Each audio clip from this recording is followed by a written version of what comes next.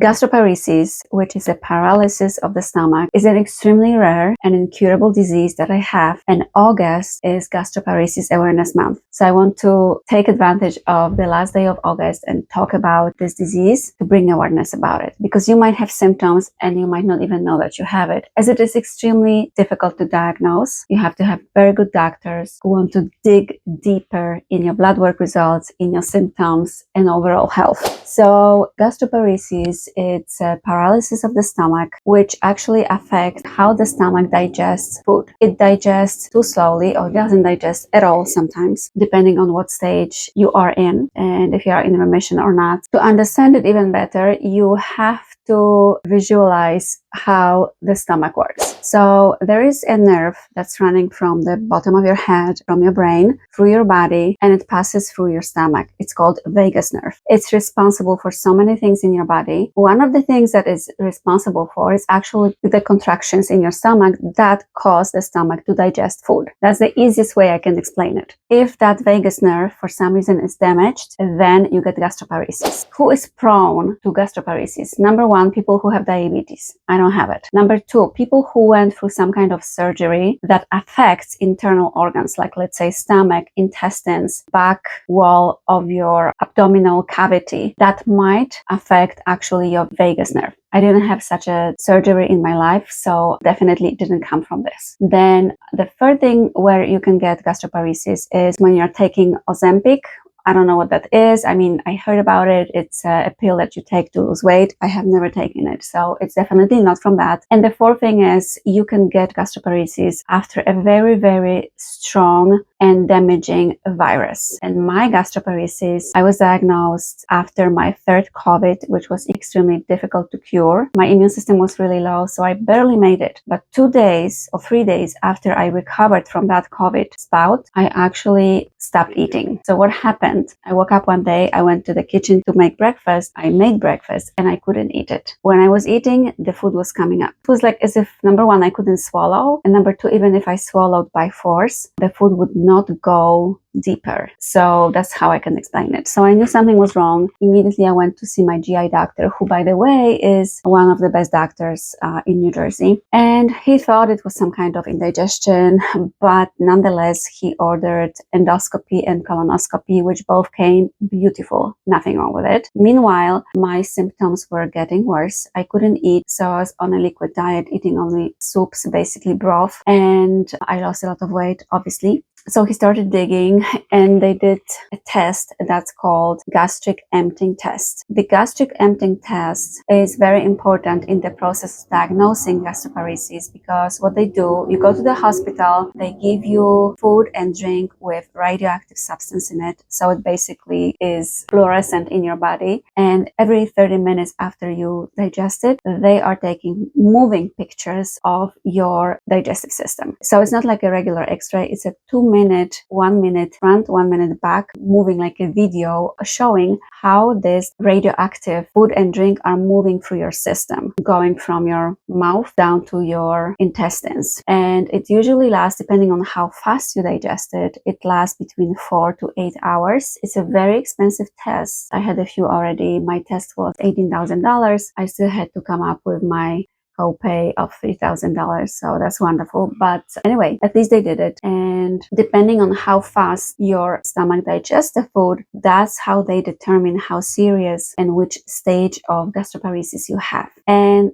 the thing is that you can be in remission any day. So when it happened to me first time 2 years ago in September of 2022, it was a complete shock to me that I couldn't eat. And the worst thing is that you go to the doctor, and that same GI doctor, who is one of the best in New Jersey, told me that I have to take this pill, this medication. I'm not going to share the name of the medication. However, when I read the side effects of this medication, I asked the doctor, why does it say here that I only can take this medication for 3 months? And he told me that is because this medication, it can be really damaging to other organs. I can have a stroke, I can have a heart attack, I can have epilepsy, I can get ulcers, and a plethora of other side effects that I didn't want to hear about. So what what if you take this medication for 3 months and the symptoms doesn't improve? Then the doctor told me, then we'll figure something else out. And I was in shock, because when I was sitting there, I told him, maybe you can figure something else out right now, because I don't want to risk my health, my life, just because you want to try this medication on me. He wasn't very happy, and he threatened me. He told me that if I don't take this medication, I'm going to end up with a tube through the nose that's going to feed my stomach, or through a special device that they actually attach to your stomach and you get fed through that device. I mean,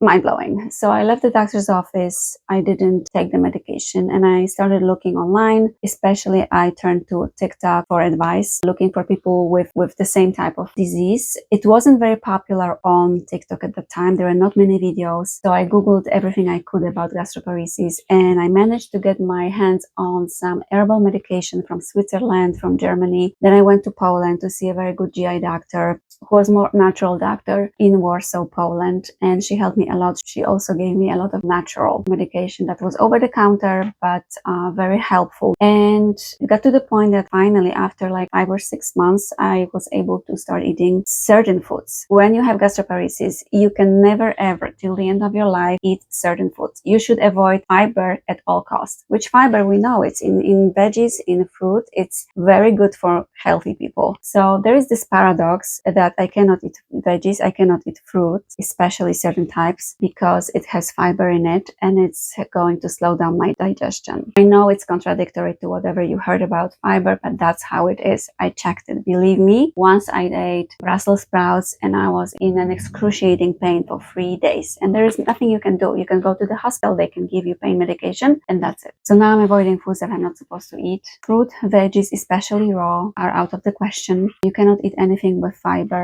So basically, you're just limited to unhealthy foods. Like they tell you to eat crackers and pasta and stuff like that. So I know it's not healthy, that's not me. But the symptoms that occur are terrible. So when you have a spout of gastroparesis, it can last between a few days to a few months. And with me, it's usually caused by stress. So last year, I was kind of doing better, gaining weight, and then my mom got really sick. She ended up in a hospital with almost a heart attack. I wasn't sure if she was going to make it, and it caused such a stressful effect on my body that my gastroparesis was back within a day. And unfortunately, that time it lasted a few more months than before, and it was even harder for me to put myself back into remission. But again, I started using herbal supplements and being on a liquid diet, which always comes down to losing weight, which in my case, I'm very thin anyway, so it's not good. However, I managed to get myself up, being still on a diet, drinking broth every day. And then the carnivore diet appeared, and my dietitian from Poland told me I should try it, and I'm on it right now. Initially, I was losing weight, but right now I'm actually gaining some weight, which is great. Every pound is an excellent improvement,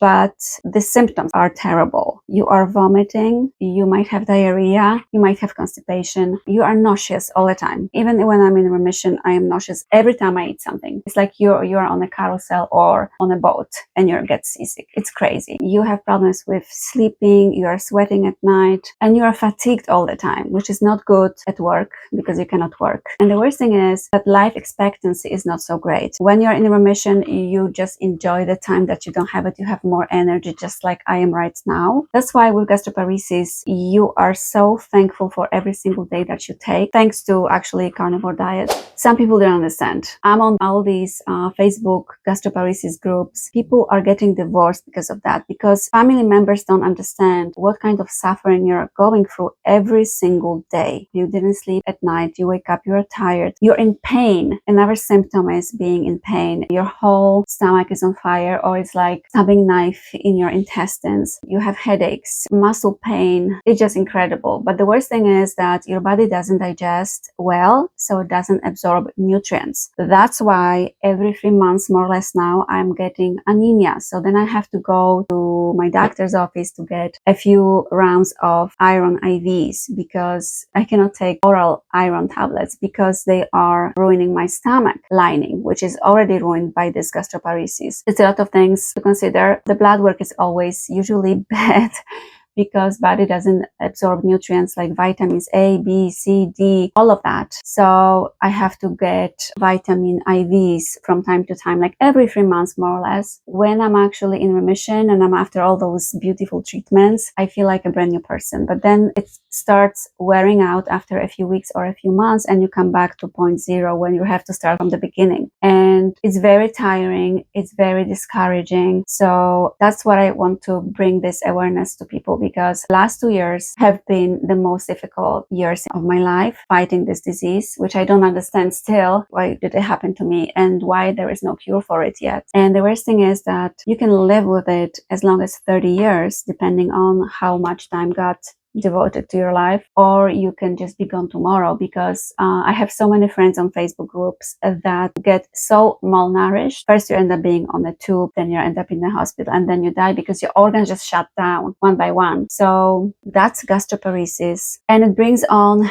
all the other illnesses like SIBO, EMO, overreaction to histamine, insulin resistance, low blood pressure. I also have PATS and Lyme disease on top of that. It's a lot of things for one human being to handle. So when people tell me I'm always so cheerful and good, I'm happy that they see me that way. However, only I and my family know that the reality is totally different. Sometimes there are like 3 days in a row I cannot get up from bed because I have no power in me to do anything, because gastroparesis and all the other underlying illnesses are actually working on my body. So yeah, I hope it clears, because so many people ask me all the time, what is this disease? And the worst thing is that you don't know how long you're gonna live. That's why I'm enjoying every time of my life. I love to travel. That's why I'm spending so much time traveling, enjoying life, making my dreams reality, pursuing my passions and my hobbies, but also working, because we all need to work, right? So yeah, that's it for you guys.